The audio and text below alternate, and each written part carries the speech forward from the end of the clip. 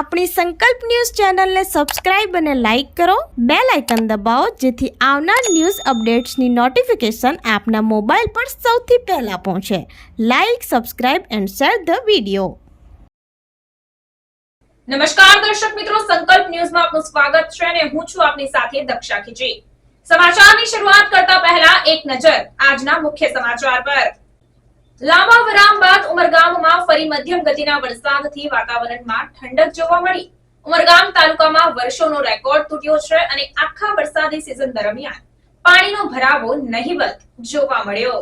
ઉમરગામ તાલુકામાં સારો એવો ખેતીલાયક વરસાદથી જગતનો તાત ખુશ જોવા મળી રહ્યો છે. ત્યારે આજે વહેલી સવારથી વરસાદી માહોલથી કામદારો અને શાળાના બાળકો પર અસર જોવા મળી હતી. ખેતરોમાં ડાંગરની વિવિધ જાતો લહેરાતી જોવા મળી રહી છે. ઉમરગામ તાલુકામાં પણ ઘણા વર્ષોનો રેકોર્ડ તૂટ્યો છે, જેમાં આખા વરસાદી સિઝન દરમિયાન કોઈપણ જગ્યાએ પાણીનો ભરાવો નહીં જોવા મળ્યો કે લોકોનું સ્થળાંતર જેવી બાબતો સામે આવી નથી. બાકી અત્યાર સુધીમાં ગત વર્ષે પણ તાલુકાના ઘણા નીચાણવાળા વિસ્તારોમાં ચિંતાજનક સ્થિતિમાં જોવા મળ્યા હતા. ચાલુ વર્ષે ગણપતિ ઉત્સવમાં વરસાદી માહોલથી ગણેશ મંડળો ચિંતામાં મુકાયા છે.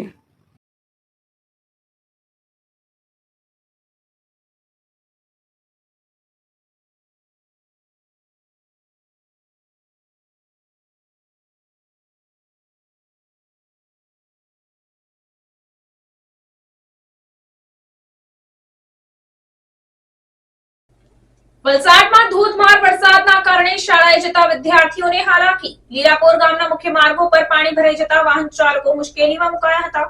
આપને જણાવી દઉં કે 20 થી 25 કિલોમીટરનો ચક્કર લગાવવાનો લોકોનો વારો આવ્યો. બ્રિજ પર પાણી ફરી વળતા ખાના ખરાબી સર્જાઈ હતી. વલસાડ તાલુકામાં ધોધમાર વરસાદના કારણે શહેર તેમજ ગામડાઓના રસ્તાઓ પાણી થઈ જવા પામ્યા છે. ધોધમાર વરસાદના કારણે ગામોમાં જતા મુખ્ય માર્ગો પર પાણી ભરાતા નોકરી પર જતા લોકો અને શાળાએ જતા વિદ્યાર્થીઓએ હાલાકી વેઠવાનો વારો આવ્યો છે. સરોદી ગામ તથા લીલાપુર ગામના મુખ્ય માર્ગો પર પાણી ભરાઈ જતા વાહન ચાલકો મુશ્કેલીમાં મુકાયા હતા.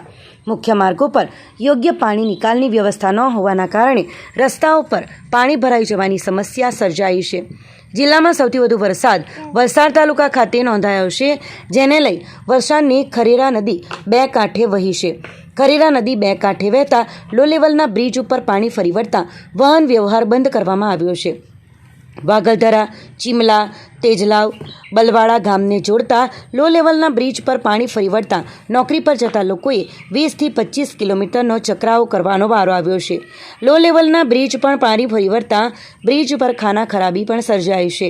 ખરેરા નદીના પ્રવાહમાં વાગલધરા ગામ ખાતે આવેલ લો લેવલનો બ્રિજ ધોવાઈ જવા પામ્યો છે.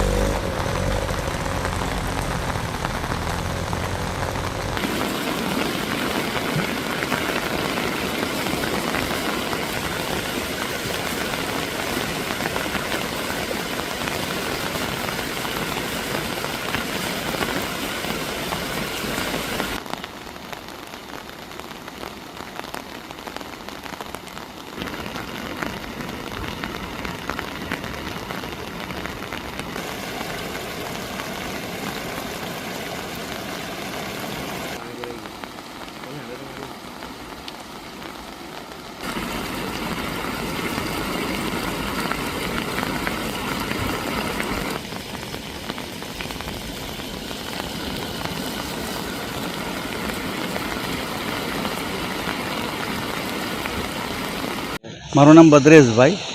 સમસ્યા તો એવું કહેવાય કે જ્યારથી વરસાદ પડે એટલે સમસ્યા શરૂ. આજે કેટલાઓ વર્ષોથી આ સમસ્યા પાણીની કાયમ જ રહે છે, એનો કોઈ નિકાલ આવતો નથી.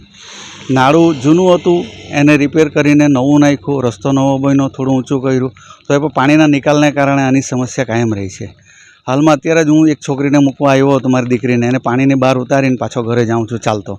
આ જ પ્રમાણે સ્કૂલના જ આવતા જતા વિદ્યાર્થીઓને પણ એ જ તકલીફો રહી છે. વાનવાળા આવે છે, વાનવાળા બહાર ઊભા રહે છે, વિદ્યાર્થીઓને એના મા બાપ પાણીમાંથી ઉંચકીને લાવીને ગાડીમાં મૂકે છે અને સ્કૂલેથી છૂટે ત્યારે એ જ પ્રમાણે ફોન કરે એટલે પાછા લેવા આવે છે અને એ જ આ જ રીતે લઈ જાય છે. અને આવી સમસ્યા કાયમને માટે જ રહેલી છે.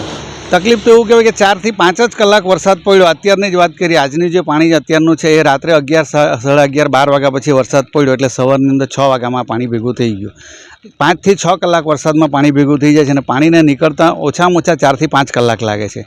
વરસાદ બંધ હોય તો કલાકમાં નીકળી જાય છે. વરસાદ તો ધીમી ગતિએ ચાલુ જ રહે છે અને આખા સરોદીનું પાણી બધું અહીંયા જ ભેગું થાય છે. એક દેસાઈ બંધુ પેટ્રોલ પંપ, જૂનો પેટ્રોલ પંપ છે દેસાઈ બંધુ, ત્યાં પાણીનો નિકાલ છે અને ત્યાર પછી પાણીનો નિકાલ આ સરોદી અગાડી જ છે. અને ચૂંટણી દરમિયાન કાયમ જ કહેવામાં આવે છે કે તમારો પ્રશ્ન જે છે પાણીનો, આ એક જ રોડ છે સરોદી ગામને જતો, એનું આપણે રિપેરિંગ કરી દેવું, નવું નાળું નાખીએ, રોડ ઊંચો બનાવીએ અને કાયમનું એ સોલ્યુશન આવી જાય છે. પણ એ ખાલી વાતો જ થાય છે, એનું કંઈ કામ થતું નથી આગળ. સરપંચશ્રીને પણ ઘણીવાર વાત કરવામાં આવી. આ નવો રોડ બન્યો, આ રોડ જે છે તે તાલુકામાં આવે છે, PWD ખાતામાં આવે, એ લોકોને પણ રજૂ કરી કે નાળું નાખ્યું તો થોડો રોડ ઊંચો બનાવી લો. તમે જોઈ શકો છો પાછળ કે પાછળનો રોડ ઊંચો છે, આગળ બી ઊંચો છે, વચ્ચેના ભાગમાં જ આ નીચાણવાળું છે, એને થોડો ઊંચો કરી લેવાનો જ છે, બીજું કશું કરવાનું નથી. આટલું કરો તો પ્રોબ્લેમ સોલ્વ થઈ જાય છે, પણ એ કરવા માગતા નથી. તો આ હતા આજના સમાચાર. નવા સમાચાર સાથે કાલે ફરી મળીશું. ત્યાં સુધી નમસ્કાર. આપણી સંકલ્પ ન્યૂઝ ચેનલને સબસ્ક્રાઇબ અને લાઇક કરો, બેલ આઇકન દબાવો જેથી આવનાર ન્યૂઝ અપડેટ્સની નોટિફિકેશન આપના મોબાઈલ પર સૌથી પહેલા પહોંચે. Like, subscribe and share the video.